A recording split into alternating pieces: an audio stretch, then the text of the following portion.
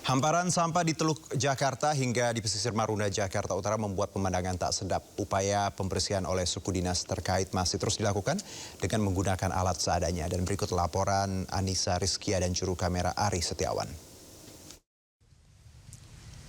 Pemirsa, bertahun-tahun sampah di area Marunda, Jakarta Utara ini masih menjadi persoalan yang serius untuk ditangani. Di tempat kami melaporkan yaitu di pesisir Marunda, yakni ini nampak begitu ya, ada banyak sekali sampah-sampah yang terbawa ombak begitu karena saat ini masuk musim angin barat yang mengakibatkan sejumlah tanaman seperti enceng gondok, kemudian kayu, bambu, hingga sampah rumah tangga yang terbuang dari kali-kali yang ada di wilayah Bekasi dan juga Jakarta akhirnya mendarat di kawasan pesisir Marunda, Jakarta Utara. Saya akan coba berbincang dengan salah satu petugas yakni dari suku Dinas Lingkungan Hidup Kepulauan Seribu yang kini sedang melakukan penanganan untuk membersihkan bibir pantai Marunda hingga ke Teluk Jakarta. Hingga saat ini sebenarnya kendalanya apa sih Pak? Kenapa saat ini hamparan sampah masih menggenangi kawasan ini?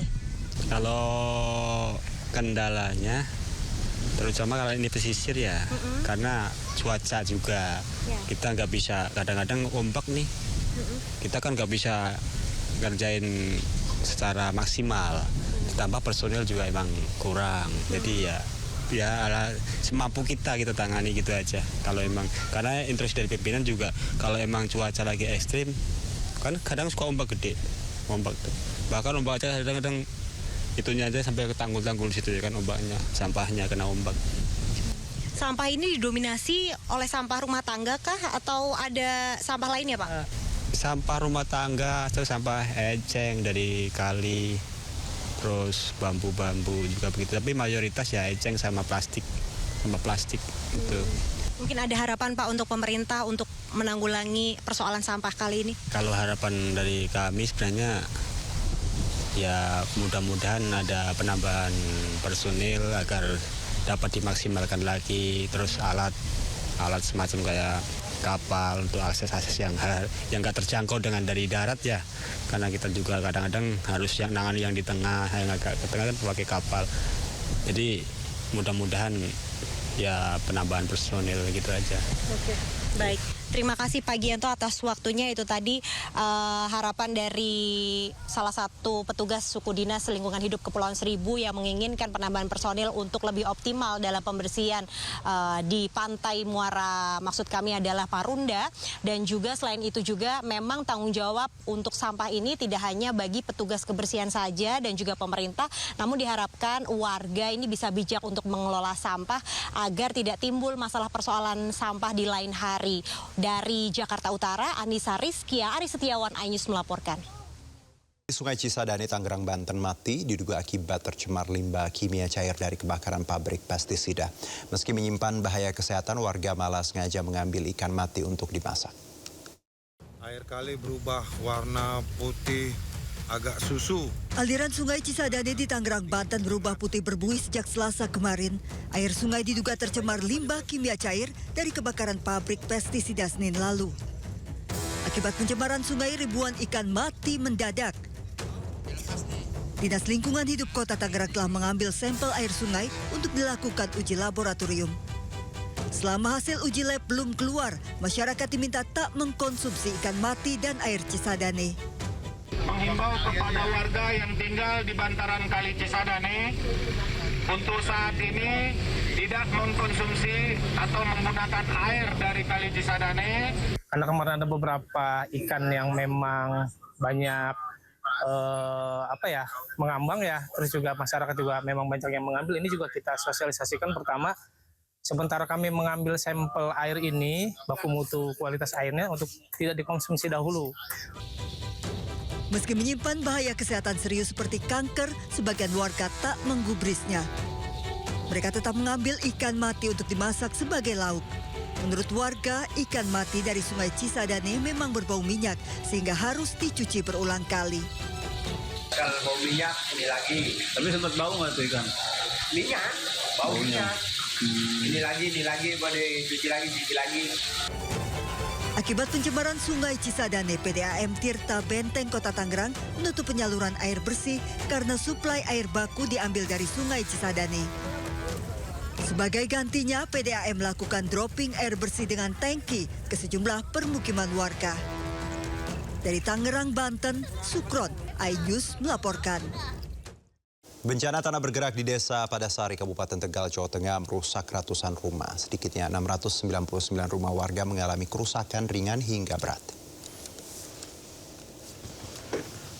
Warga di Desa Padasari, Kecamatan Jatinegara, Tegal masih terus mengevakuasi perabotan dari rumah mereka yang rusak akibat bencana tanah bergerak. Dengan berbagai cara, warga mengangkut barang-barang mulai dari perabotan rumah tangga dan peralatan elektronik. Akibat bencana tanah bergerak, setidaknya 699 rumah warga mengalami kerusakan ringan hingga berat. Sementara lebih dari 2.400 jiwa mengungsi di 8 titik pengungsian yang tersebar di Desa Padasari, Desa Mukaha, Desa Taman Sari, dan Desa Mogaka.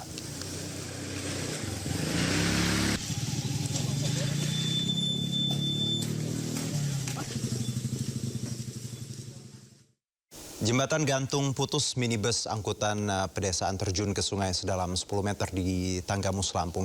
Akibatnya 18 penumpang terluka.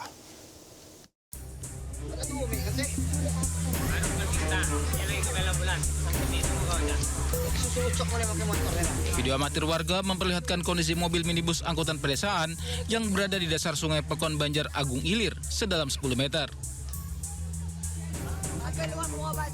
Menurut laporan warga, saat minibus sedang melintasi jembatan gantung, tiba-tiba tali seling jembatan putus, diduga tak kuat menahan beban. Minibus pun terjun ke sungai dengan kondisi syarat penumpang. Warga sekitar yang melihat insiden tersebut langsung bahu-membahu menyelamatkan para penumpang.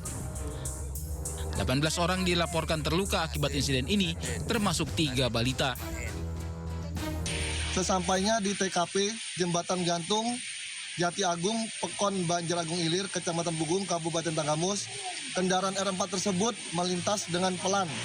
Ketika hampir sampai di penghujung jembatan, besi penahan seling sebelah kiri patah, sehingga jembatan gantung miring ke kiri dan kendaraan R4 terperosok ke sungai dengan ketinggian kurang lebih 10 meter dan mengakibatkan penumpang mengalami luka-luka.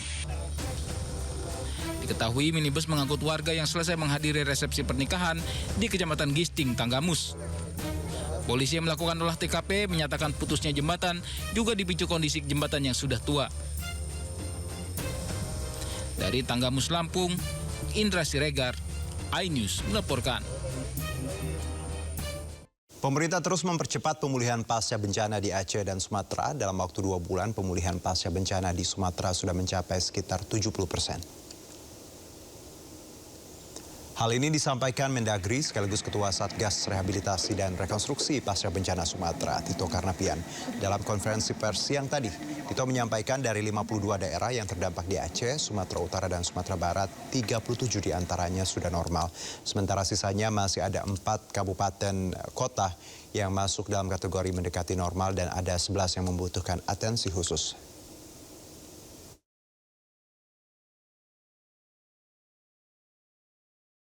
Artinya ada yang sudah kembali normal itu dari 52 itu ada 37. Jadi kalau kita